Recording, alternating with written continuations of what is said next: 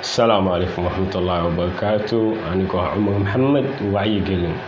وحاجيتي مالين دحيق قول صحفية lagu magacaabo Shireen Abu Caaqila oo u dhalatay Falastiiniyeed 20 sano ka badan camal 20 sano ka badan ayay u shaqeey jirtay Al Jazeera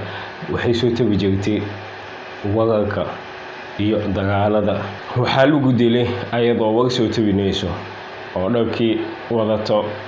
lagu yaqaani saxafiyiinta gashtaan iyo warbaahinta dadka soo gudbiyo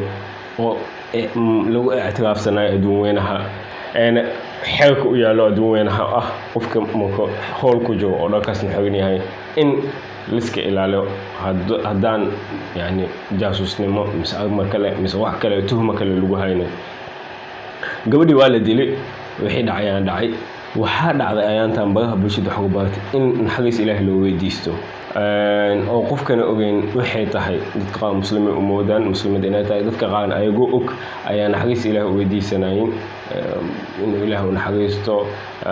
dambi dhaafina hore dadka qaar wuxuu ku tilmaamay shahiid inay tahay even dadka qaar Al Jazeera ka shaqeeyo oo muslimiin wuxuu ku tilmaamay shahiidad inay tahay inta lagu sheegay shahiid inay tahay shuhadaa Ilaahay quraankiisa kuma sheegin gaal iyo waxaan ku jaan gabadha إسلام كريستيانة أهل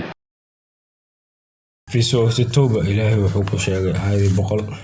من إسدحاتك أعوذ بالله من الشيطان الرجيم ما كان للنبي والذين آمنوا أن يستغفروا للمشركين ولو كانوا أولي قربى من بعد ما تبين لهم أنهم أصحاب الجحيم هذا إلهي وحوك هذا الآية حكته النبي إبراهيم بلنتو أبيس كقاضي صوبته أجوجيه إنه والدك ودعيه وما كان استغفار إبراهيم لأبيه إلا عن موعدة وعدها إياه فلما تبين له أنه عدو لله تبرأ منه إن إبراهيم لأواه حليم فميل هو نبي قالوا ديدي نبي الله إبراهيم إلهي وفقه وحكت المعمات كله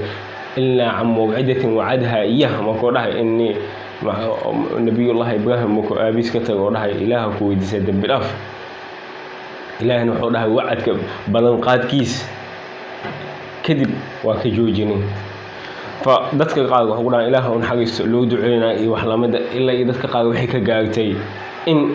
أو صلاة الغائب صلاة جنازة غائب إن لو دكتور قف أو كنيسة دي وحلا مدى دول تاقناين صلاة تقاسوا جيدين أو قبقت لك الشيعة bogaanta badan ayaa jirtay qoftaan qof saxafiyada ahayd wax kala dheeri ay haysay xil kale ma jiro sanad walba waxa la dilooyaa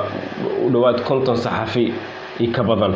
sanadkan ugu dambeysay 2021 ilaa 2022 oo wali badanaankii ka dhacayo wadamada aan dagaalka ka jirin Falastiin hadaan dhaho wadan dagaalka jooga iyo wax la mid ah yani inta saxafiyad wadamada dagaalka jooga ku dhintaan ayaa ka badan wadamada dagaalka jooga inta ku dhintaan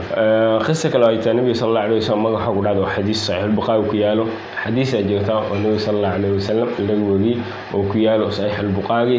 baab man qama li janazati al-yahudi sidaas ina taan jeclahay حديث كحوها وحدهن صحابة مغد بنا جنازة فقام لها النبي صلى الله عليه وسلم النبي صلى الله عليه وسلم جنازة ديو استاغي جنازة كذب مكو استاغي مر بنا جنازة أيوة صحابة فقام لها النبي صلى الله عليه وسلم جنازة ديو استاغي فقمنا به صادق حديث وان استاغني فقلنا وحنا النبي الله يا رسول الله إنها جنازة يهودي وجنازة يهودية ده النبي صلى الله عليه وسلم حوالها إذا رأيتم جنازة فقوموا هداد جنازة لوضع أركتين استاغا sababta loo istaagay maxay tahay labadii kala joogto oo muslim leeyahay saxiix muslim ku joogto wuxuu dhahay saxaabada markay dheen magad bina janaaza dheen faqama laha nabi sallallahu alayhi wasallam faqama laha rasuul sallallahu alayhi wasallam nabi sallallahu alayhi wasallam janaazi ayuu istaagay faqulna waxaan ya rasuulallah innaha yahudiyya wa yahudiyya janaazada alwada wa janaaza oo nin yahuudi ah waa gaal waa mushrikiin faqala nabi sallallahu alayhi wasallam al-maut faz'a قال النبي صلى الله عليه وسلم هنا إن الموت فزع جيدة ونحت وعبس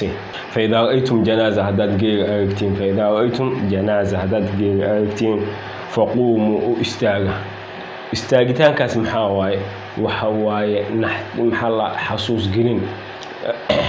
حديثك أو بخاري فتح الباري شيء حيسو كجا وحسوس قلم وجيري ويريس إيوان أمك النحاي وحواي هذه ملذات هي علماء كتير مامين فإن شاء الله أسوأ يقولنا قفك لو دعينا قفك نحرس لو يدينا قفنا أقول ذاك سومالي